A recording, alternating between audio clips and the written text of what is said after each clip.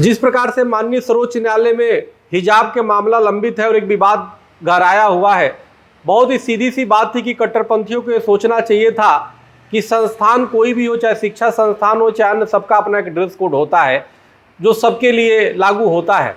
लेकिन कट्टरपंथियों ने जिस प्रकार से माहौल बना दिया हिजाब के नाम पर, सर्वोच्च न्यायालय भी कहीं ना कहीं वो स्पष्ट नीति है। हमें लगता है कि सर्वोच्च न्यायालय को इसमें स्पष्ट अपनी नीति अपनानी ही चाहिए और हिजाब पे पूर्णतया इन संस्थानों में प्रतिबंध करना चाहिए। जो संस्थान का ड्रेस कोड है वही लागू होना चाहिए।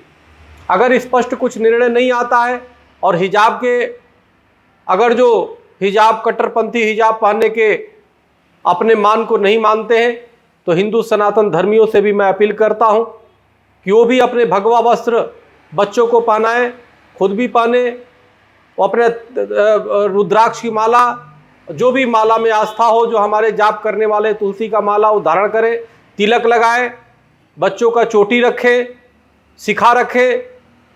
ये बहुत ज़रूरी है, अपने हिंदू सनातन की तरफ लौटे।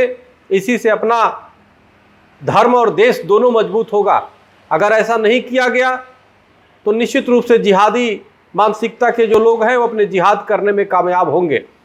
हिजाब मात्र एक बहाना है, असली मुद्दा तो कट्टरपंथियों को जिहाद है और हिंदू सनातन धर्म और देश में कैसे दहशत फैलाए ये है।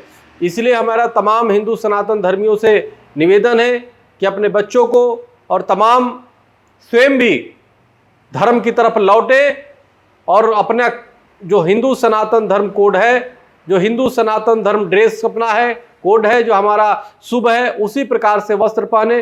प्रयास करें दिनों के हिसाब से पहनना, दिन के हिसाब से पहने, अन्यथा भगवा और रुद्राक्ष तो जरूर गले में डालें और जो भी माला डालना हो, स्फटिक का माला या कोई भी धारण करें, तिलक जरूर लगाएं, चोटी जरूर रखें।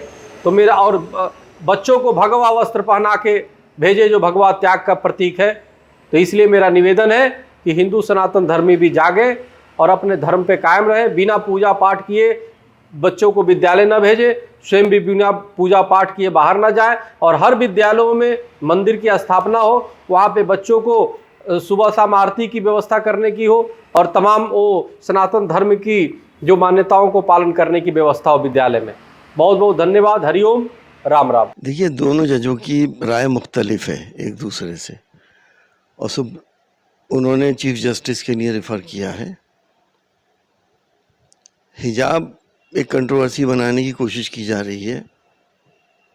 मैं समझता हूँ 1400 साल से भी पहले से, जब इस्लाम भी नहीं आया था इस मुल्क के अंदर, जब से महिलाएं अपना घूंघट खड़ा करती हैं, सर ढका करती हैं, और आज भी चाहे वो किसी भी मज़हब की मानने वाली हों, हिंदू बहनें भी अपना घूंघट काट के और सर ढकती हैं।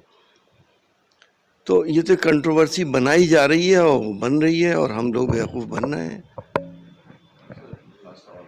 ईरान में भी हिजाब का विरोध कर रही महिलाएं, उसका कहीं भारत की जो संस्कृति उसका प्रभाव तो नहीं किस तरह का है या किस फैसले पर प्रभाव? देखिए, हिजाब मुसलमानों के लिए ख़ास तौर से कुरान पाक में जो हिदायत दी गई हैं कि लेडीज़ को, महिलाओं को अपना सर ढक लेना चाहिए, सर ढका होना चाहिए, इस बात की हिदायत दी है।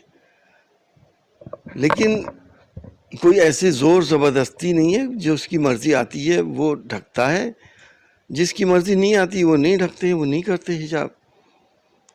उसको एक कंट्रोवर्सी बना देना, उसके बाद फिर बाकी मज़हब के लोग, कोई पगड़ी बांध के आता है, कोई कृपान रख के आता है, कोई तिलक लगा के आता है, कोई दाढ़ी रख के आता है, तो पहचान तो सबकी हो जाती है, यूनिफॉर्मिटी रही कहाँ? कोई सर ढक के आ रहा है, कोई सर खुला हुआ आ रहा है। अब क्या ये सोसाइटी या ये सरकार बताएगी कि क्या पहनना है, कैसे पहनना है, क्या बोलना है, क्या खाना है, क्या पीना है? आप देख ही रहे, हिंदुस्तान में भी 1400 साल से मुस्लिम महिलाएं हिजाब करती हैं। आज ही इसकी ज़रूरत क्यों पड़ गई? यहाँ पे क्या ऐसी ख़ास ज़रूरत थी? कोई ज़बरदस्ती तो है नहीं किसी की कि साहब हिजाब करे या ना करे। बहुत से ऐसे घर हैं जिनकी बच्चियां ऐसी हैं जिनकी माएँ हिजाब करती हैं लेकिन वो नहीं करती, उनसे तो कोई नहीं कहता कुछ कि भाई ज़बरदस्ती करो। माँ बाप भी रिलैक्स रहते हैं। तो अब ये तो अपनी अपनी सोच है। पॉलिटिसाइजेशन हर चीज़ का मुनासिब नहीं है, देश के लिए अच्छा नहीं है।